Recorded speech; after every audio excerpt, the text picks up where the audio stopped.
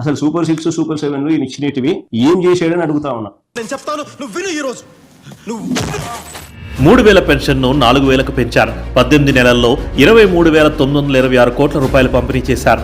205 అన్నా క్యాంటీన్ల ద్వారా 7 కోట్ల మందికి పైగా 5 రూపాయలకే నాణ్యమైన భోజనం పెట్టారు. స్త్రీ శక్తి ద్వారా 400 కోట్ల రూపాయల వ్యయంతో 25 కోట్లకు పైగా ఉచిత ప్రయాణాలు కల్పించారు. తల్లికి వందనం ద్వారా 67 లక్షలకు పైగా విద్యార్థుల తల్లుల ఖాతాల్లో 10,000 కోట్ల రూపాయలకు పైగా జమ చేశారు. దీపం 2 ద్వారా దాదాపు 3 కోట్ల ఉచిత ఎల్పీజీ సిలిండర్లు అందించారు. దీనికోసం 2,000 కోట్ల రూపాయలకు పైగా వెచ్చించారు.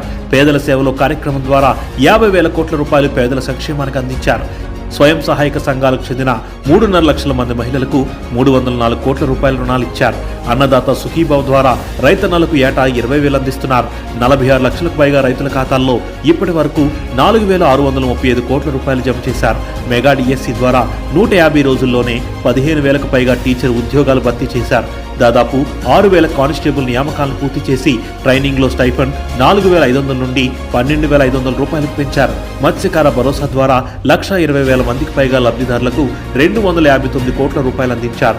నాయి బ్రాహ్మణ షాపులకు, ఎస్సీ ఎస్టీల గృహాలకు, చేనేత వృత్తిదారులకు 200 యూనిట్ల ఉచిత విద్యుత్, పవర్లూమ్లకు 500 యూనిట్ల ఉచిత విద్యుత్, రైతన్నలకు 9 గంటల ఉచిత విద్యుత్ ఇస్తున్నారు. సిఐఐ ద్వారా 13 లక్షల కోట్ల రూపాయలకు పైగా పెట్టుబడులు తెచ్చారు. 10 లక్షల ఉద్యోగ అవకాశాలను సృష్టించారు.